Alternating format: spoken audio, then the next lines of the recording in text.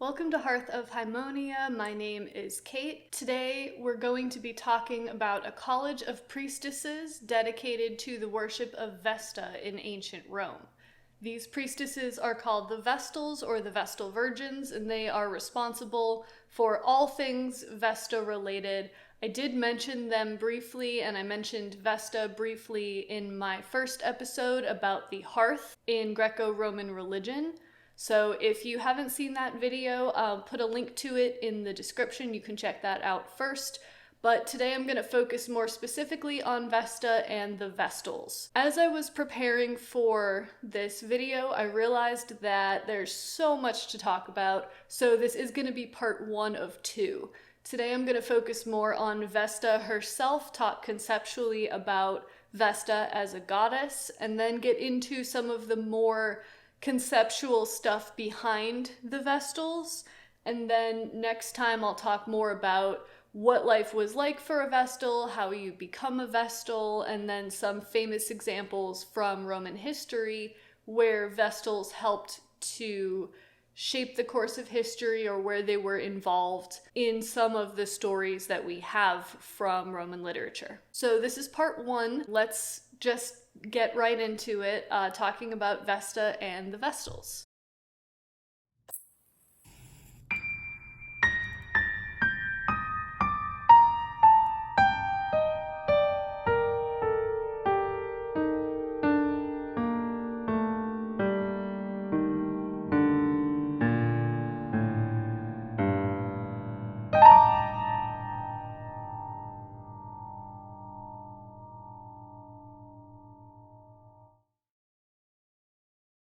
Vesta is the Roman goddess of the hearth, and by extension, family life and domestic life. Unlike many other Roman deities, Vesta is rarely depicted in human form. Not never, just rarely, and this is an analog to her Greek counterpart, Hestia. They are very similar, their mythologies overlap. There are, of course, some differences. Vesta and Hestia very closely related to each other, and they both have this particular feature where they're not depicted in human form all that often. So instead of being a human or a human-like goddess, Vesta is considered to be the embodiment of the hearth fire itself. Rather than being depicted in, say, art, when she's talked about, she's thought of as this sort of abstract idea. So when we think about Roman paganism, we tend to think about the statues that we can still see today, the statues that have come down to us from antiquity, depicting gods in human form, wearing human clothing, a lot of times carrying objects that signify what they're in charge of.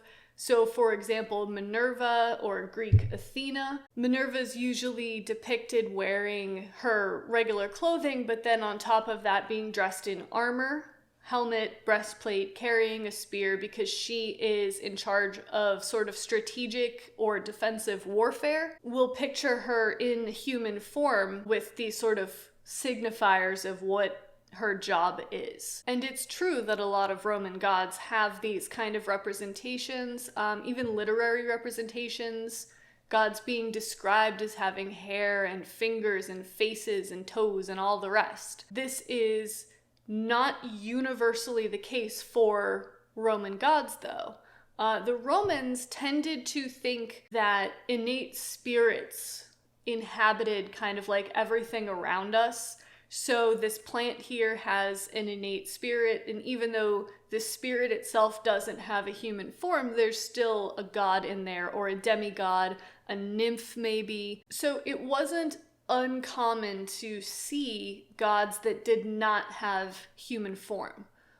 What is unusual about Vesta is that she is one of the most important gods in Roman religious practice and in Roman religious thought. She is one of Rome's primary goddesses. She's often counted among the 12 chief gods. These are called like the dii consentes in Rome, but then like you think the 12 Olympians in Greece, same thing. She was sometimes counted in the 12 Olympians, sometimes not. And she is the only one of these gods to not always be depicted in human form. Or to be, I shouldn't say that, because sometimes, you get stories about Zeus turning into a swan or into a pile of gold or a mist or something like that. It's not that she's the only god who can be something other than anthropomorphic. It's that her default is to not have a human body. That's what makes her unique. Now, this has to do with her very, very deep antiquity. She's considered one of the oldest goddesses, both in the mythological cosmology, and also she's one of the first gods to be worshipped, shall we say, formally. That is part of why she's not always depicted in human form, or she's rarely depicted in human form. So there's another thing to talk about with Vesta's lack of a human form, and it's also something that's very important to our understanding of the Vestals, and that is that Vesta and Hestia as well, both of these goddesses have as one of their most notable characteristics that they are virgins. They're not human, they don't have human bodies, but it's really important for everybody to remember that they are virgins. Now, they're not the only virgin goddesses. Athena, Minerva, famously chaste, famously unmarried. Artemis, Diana, rejecting all proposals of marriage, just wanting to hang out in the woods with the deer and stuff like that. And then Hestia and Vesta as well being virgins. So the fact that this comes up all of the time signifies that it meant something in the Greco-Roman religious context. So it might feel a little bit like a problem to have a goddess that is a virgin when she doesn't have a body in the first place, but we have to remember that the gods are not constrained to the same sort of physics and reality as humans are. So it's not like Vesta needs a human form in order to be a virgin, in order to notably not have that sexual contact. I just think it's interesting, and it's worth pointing out that her virginity is such a big part of who she is in the Roman mind, and her lack of human form is also something that is important in the Roman mind. So that's worth pausing and thinking about. I'm still working through that, but it's just worth noting, particularly because her priestesses are called the Vestal Virgins. So why does it matter that Vesta is a virgin? Again, it's not like she's the only virgin goddess. The cop-out answer, of course, is, well, Hestia is a virgin and the Romans just copied everything that the Greeks did, but then, of course, we have to answer why Hestia was a virgin in the first place. So that's sort of what I'm going to try to talk about a little bit right now, even though we're talking specifically about Vesta. So my answer to this, the way at least that I think about it, and of course I'm open to other suggestions as well, but one thing I can say is if we think about religious traditions where it is common for people to take a vow of chastity, that might help us understand Vesta a little bit better. And then, of course, the Vestal Virgins down the line. In traditions like Buddhism, you have monks and nuns taking a vow of chastity. Catholic priests are meant to take a vow of chastity. Conceptually, on a theoretical level, the idea behind this is that you are devoting yourself entirely. In the case of monks, nuns, and priests, you're devoting yourself entirely to the god or the philosophy that you are, giving yourself to. So the Catholic priests, and I'm speaking from I was raised Catholic, so this is the example that I'm most familiar with.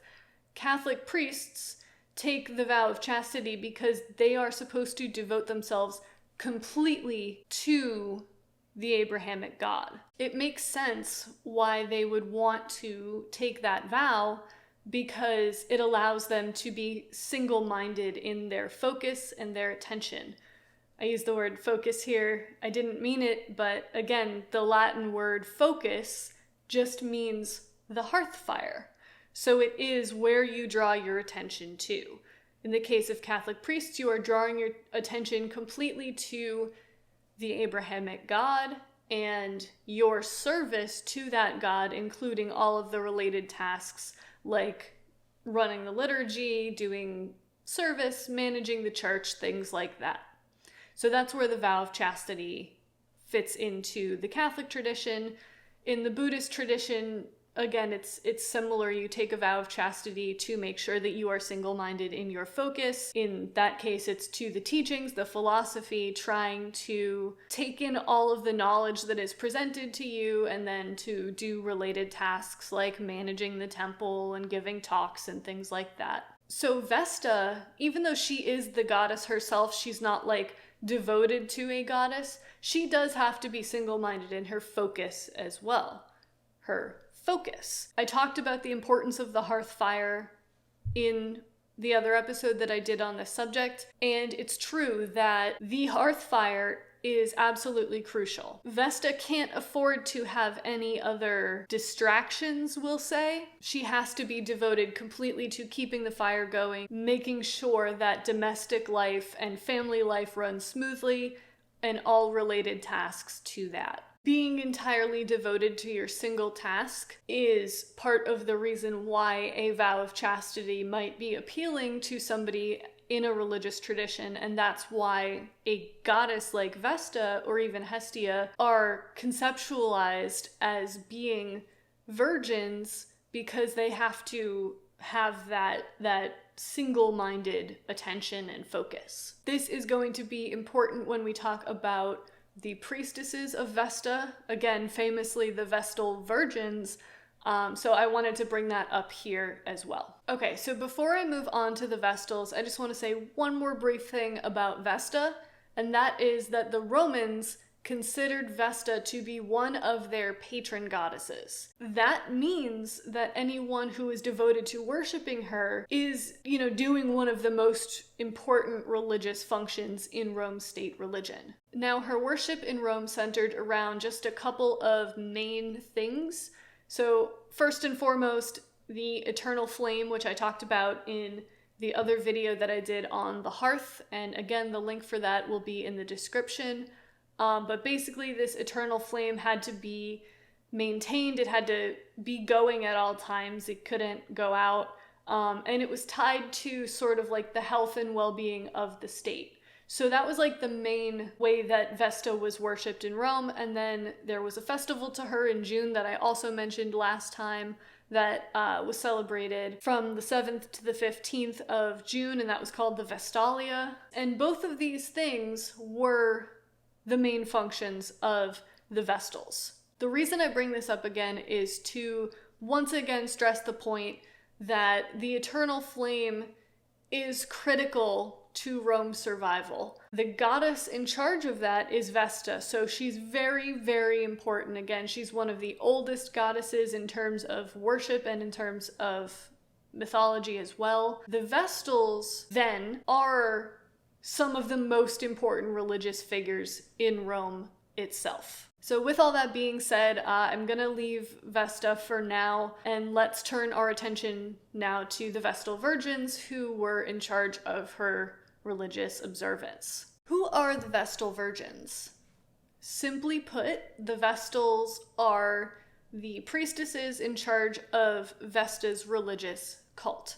Now, when I say cult, I mean it in a very neutral sense. The English word cult has a negative connotation today, and I'm sure you all have an image in mind when I'm saying the word cult, but when it comes to the Roman context, the word cult just means group of priests and or priestesses in charge of the worship of a deity or deities.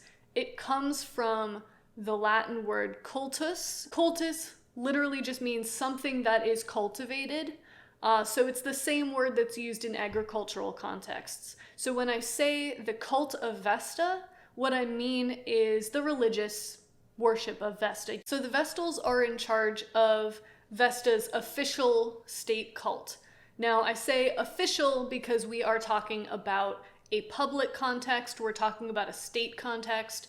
Rome had a state religion, which is kind of hard for us in the US and in a lot of countries in the modern world that don't have a state religion, or that don't have as strict a state religion as Rome did. For the Romans, religion and government was very closely tied together. So the Vestals are, in effect, government officials. The Vestals are in charge of Rome's worship of Vesta. You know, if the gods need sacrifice, or the gods want sacrifice, or the gods want particular things, you as an individual can say, okay, here you go, this is from me. The state itself was doing that as well. So the Vestals are in charge of making sure that Vesta is satisfied with what Rome as a state is giving to her. So how was the Vestal College structured? So the Vestals were overseen by a chief priestess, a chief Vestal, sometimes called the Virgo Vestalis Maxima or the Virgo Vestalis Maxima, which just means the most important, the greatest or the highest ranking Vestal Virgin. Sometimes she's just called the Vestalis Maxima, the highest ranking Vestal, and sometimes she's just called the Vestalium Maxima, so the greatest of the Vestals. So a bunch of different names.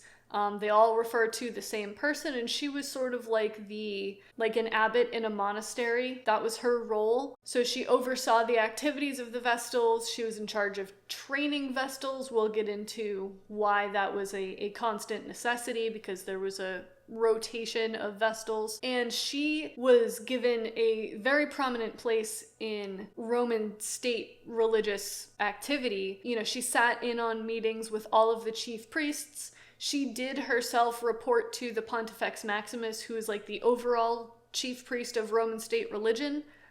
That's incidentally the office that became the Pope, but that's another story. So this chief Vestal was given a lot of responsibility. She was given a lot of reverence, and she got a lot of rights and privileges for being in that position. So the Vestals lived in the temple of Vesta. So there's the temple itself, and then there's like the larger temple complex, which includes like the front steps where most of the public worship happened, the eternal flame, and then there's the convent, essentially, where the Vestals lived. So they don't live in the temple itself, but they live on the grounds of the temple complex. And again, this is in the main downtown area of the city of Rome, because it was, again, so important. So as to why the Vestal College is structured this way and located where it is located, this goes back to deep antiquity. I'm going to put all of my citations in the description, but I'm basically talking about a note from the Loeb edition of Ovid's Fasti, where Ovid's talking about the Vestalia. So in deep antiquity, so the early days of settlement in Italy, basically. Back when Rome had kings, and even before Rome, but it comes into Rome's early days when they had kings, the king's responsibility was to make sure that the people had the resources that they needed to survive. That was like part of the function of a king, was to make sure that his people that he was in charge of were doing okay. And one of the most crucial things that you need to survive is fire. Absolutely critical for human life. So the king was responsible for making sure that everybody had fire in, the village or whoever he was in charge of. So how does he do this? Well, like I said in my other video, this is before we have gas and electricity. This is before we have, you push a button and fire happens. So how does the king make sure that fire conveniently gets to everybody who needs it? The easiest way to do that is to just keep a fire burning. So the king would have a fire burning at his house or at the palace complex somewhere, and people could come and get fire if they needed it. This is awesome. I think this is so great. This lends itself to explaining how the Vestals came to be the way that they were. Deep antiquity is really hard to trace, but there's some evidence to suggest that this fire was kept burning by the unmarried daughters of the king. Why the unmarried daughters? Well, they were still living in the house. and it was part of the domestic function of the house, was to keep this fire burning. So the unmarried daughters, and by the way, the assumption is the unwed virginal daughters of the king, again, Vestal virgins, would tend this fire, make sure that the people always had access to it, and this would happen at the house of the king. Now, the king, historically, was also in charge of the state religion. So the Pontifex Maximus, the chief priest, would have also been the king. Or should I say, the king would have also had the functions of the Pontifex Maximus. Now, when Rome got rid of its kings, that became an office that was not necessarily held by the most important governmental officials. But eventually, when Rome went back to not having kings, but having emperors, that office got assumed into the duties and privileges of the emperor. So, where does that leave us? You have the king, who is the Pontifex Maximus, and his unwed daughters, who are considered to be virgins, or just assumed to be virgins, tending this eternal flame. The practical aspect of it is that people get fire when they need it. The religious or symbolic aspect of it is that the king is in charge of tending to this hearth fire, this focus, right? And then over time, as politics and governmental structures shift and change, you get this college of priestesses called the Vestal Virgins. I think this is the greatest thing that I've ever read. I don't know about you guys. I absolutely find it believable because of the way that Rome emphasized the family structure as being sort of a symbol for how government functioned. I cannot spend too much time on this, even though I want to. I'll make another video about this, but basically Rome saw its governmental, its administrative functions symbolically through the metaphor of family. So it makes sense that some kind of familial origin of the Vestal Virgins would be there if you look for it. So I absolutely believe this. I think this is a great explanation for why the Vestals came to be. So I'm gonna stop here. I think that's a good place to stop for the day. But next time I'm gonna talk more about the Vestals themselves. How do you become a Vestal? And then what is your life like when you are a Vestal? What is your life like after you're a Vestal? Because it's not a permanent position. And then some sort of famous examples, either more conceptually about the Vestals and their function, or events that they helped shape in one way or another. So that's all for today. I hope that you enjoyed this video. If you did, you can let me know by leaving a like. I'd appreciate that. And then if you don't want to miss part 2, or if you like this kind of content and you want to see more, you can go ahead and subscribe. I'm trying to post pretty often. So that's it for today. Thank you again for watching, and I'll see you in the next video.